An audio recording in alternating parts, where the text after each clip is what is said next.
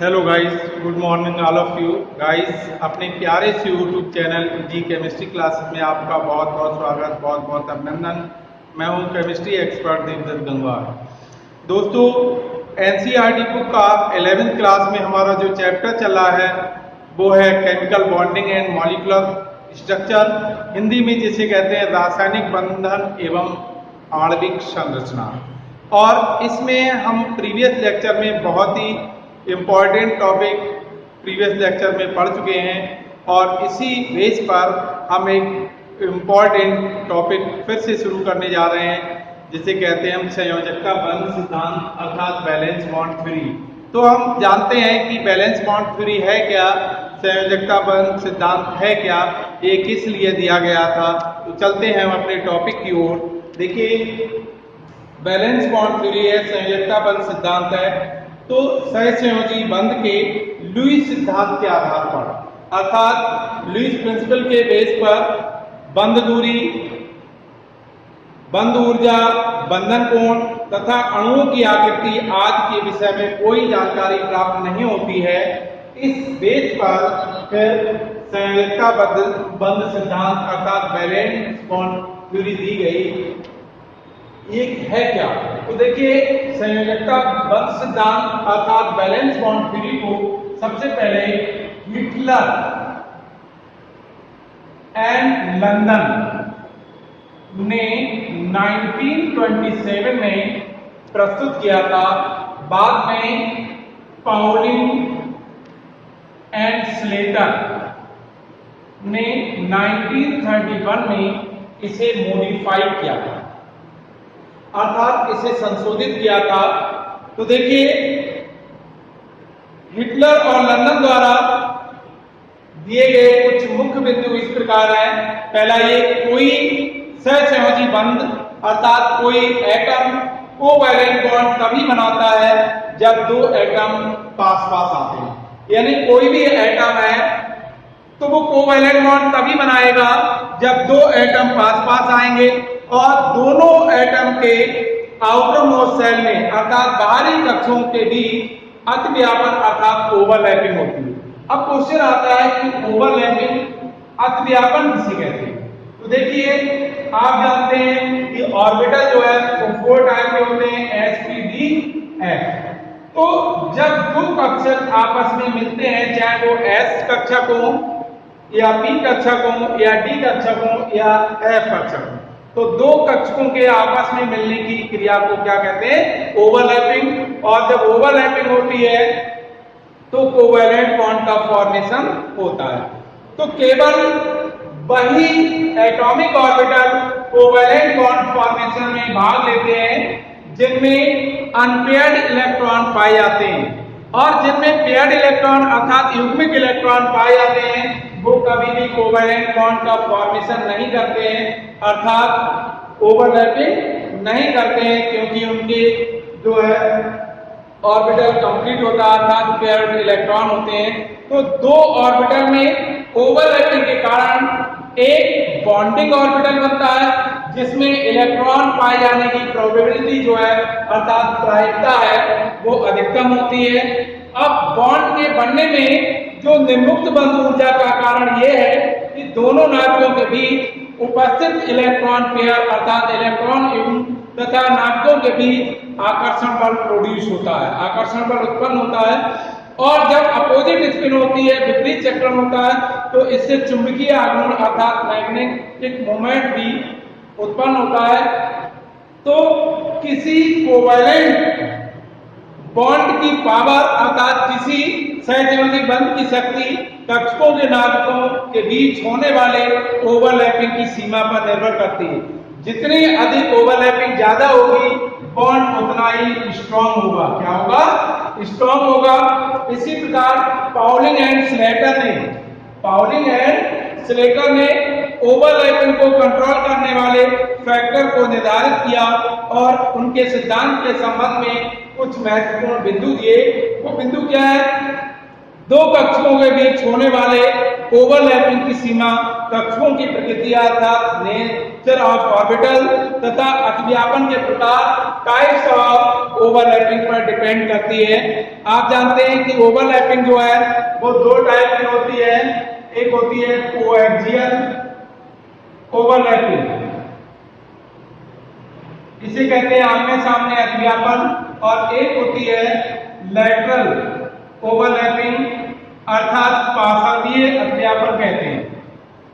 तो देखिए, जब कोएक्सियल ओवरलैपिंग होती है तो ओवरलैपिंग की मात्रा अधिक होती है, तो इसीलिए सिग्मा बॉन्ड का फॉर्मेशन होता है, सिग्मा बॉन्ड जो है स्ट्रॉन्ग होता है। और लैटरल ओवरलैपिंग में ओवरलैपिंग की मात्रा कम होती है, इसीलिए इस लैटरल ओवरलैपिंग में पाई बॉन्ड का फॉर्मेशन होता है। पाई बॉन्ड सिग्मा बॉन्ड की कंपैरिजन में बहुत ही वीक होता है। इसी बेस पर बहुत सारे बिंदु दिए गए। एक तो ये कि संयोजी कक्षक नाभिक के जितने पास होते हैं, बैलेंसी सेल जो है या बैलेंसी ऑर्बिटल जो है वो जितने न्यूक्लियस के पास होते हैं उनके बीच होने वाला ओवरलैपिंग उतना ही क्या होगा, अधिक होगा। और जितनी ओवरलैपिंग अधिक होती है, आप जानते हैं बॉन्ड स्ट्रॉन्ग होते हैं। अतिव्यापन के आधार पर बंध दो प्रकार के होते हैं। कौन कौन से होते हैं? एक होते हैं सिग्मा बॉन्ड, सिग्मा बॉन्ड, और दूसरे होते हैं पाई बॉन्ड अर्थात पाई बॉन्ड। तो देखिए, आप जानते हैं जब कोएक्सियल ओवरलैपिंग होती है तो सिग्मा बॉन्ड बनता है, और जब पैरेलल या लैटरल ओवरलैपिंग होती है तो पाई बॉन्ड बनता है। सिग्मा बॉन्ड बनते समय ओवरलैपिंग की मात्रा अधिक होती है, इसलिए सिग्मा बॉन्ड स्ट्रॉन्ग होता है। पाई बॉन्ड बनते समय ओवरलैपिंग की मात्रा कम होती है, इसलिए पाई बॉन्ड वीक होता है।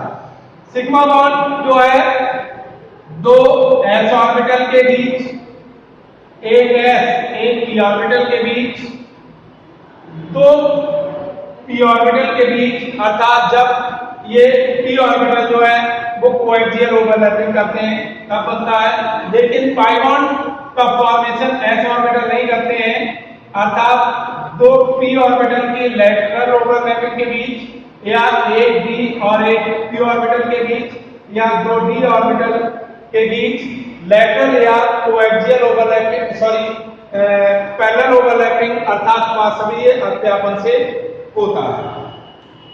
अब देखिए, आप जानते हैं कि ओवरलैपिंग दो प्रकार की होती है, एक कोएक्सियल और एक पैरेलल होती है।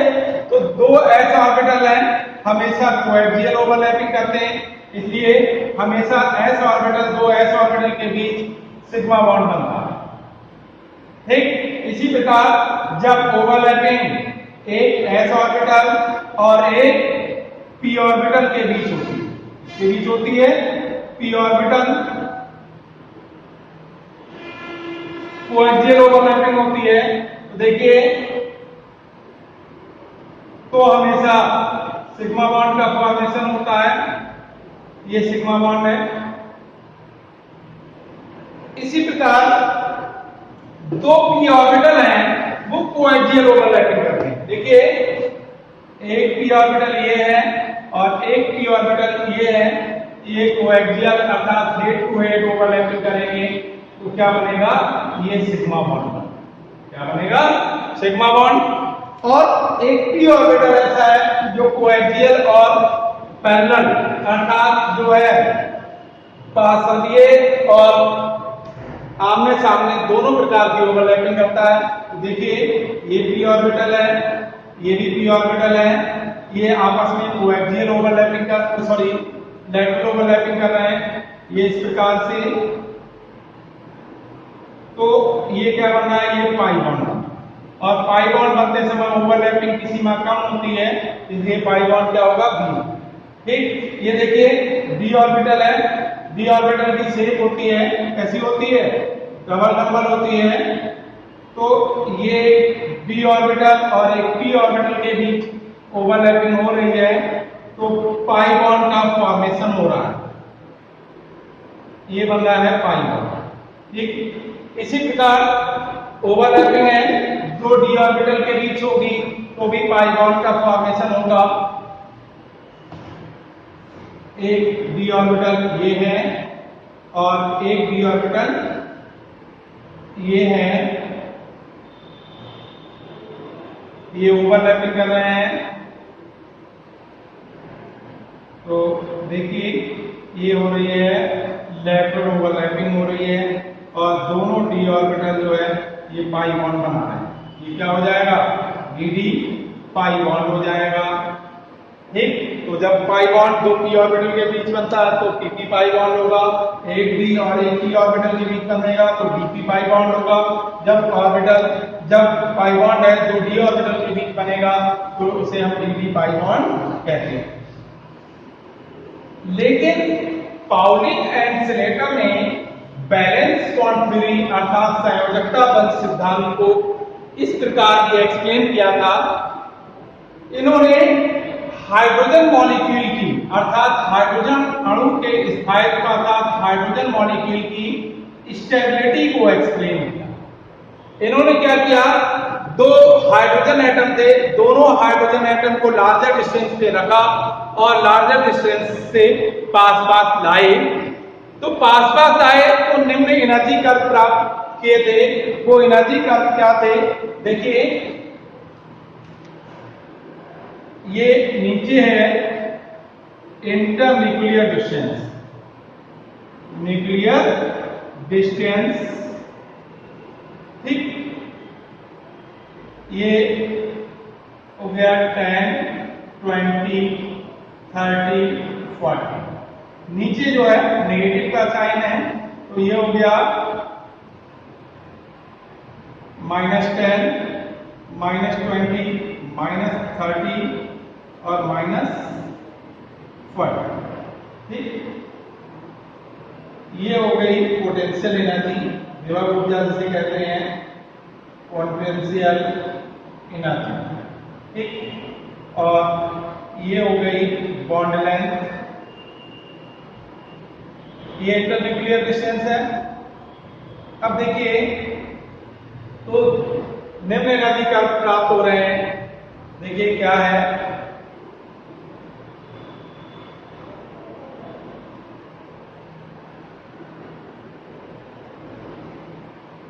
ये कर्व फर्स्ट है अर्थात दोनों हाइड्रोजन एटम है, दोनों की स्पिन क्या है, पैरेलल है। ठीक, ये कर्व फर्स्ट हो गया और ये हो गया कर्व सेकंड हो गया।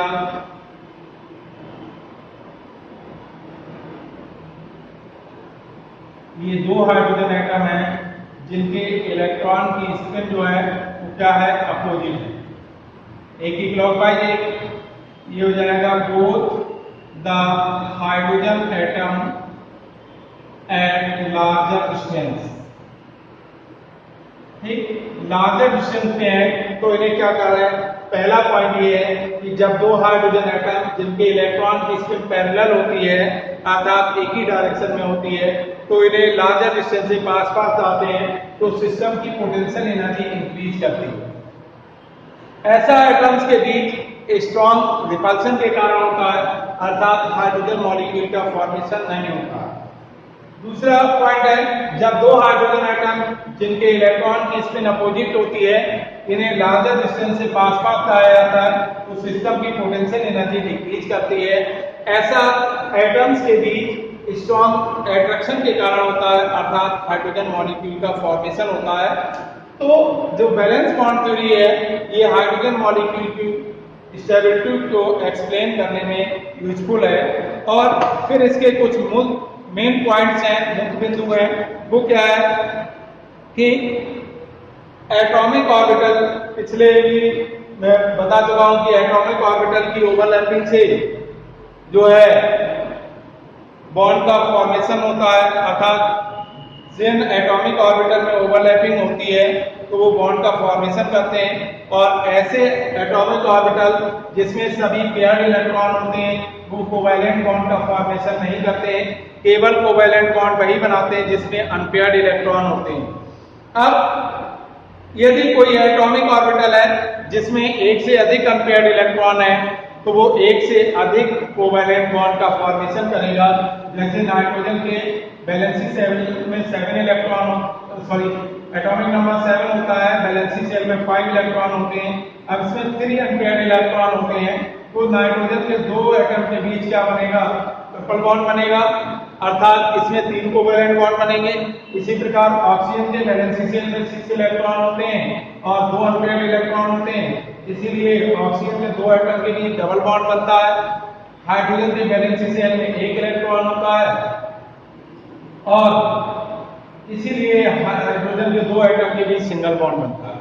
तो अगर एटॉमिक ऑर्बिटल में एक से अधिक अनपेयर्ड इलेक्ट्रॉन है तो वह एटॉमिक ऑर्बिटल एक से अधिक कोवैलेंट बॉन्ड का फॉर्मेशन करेगा और ओवरलैपिंग की मात्रा जितनी अधिक होगी बॉन्ड उतना ही स्ट्रांग होगा।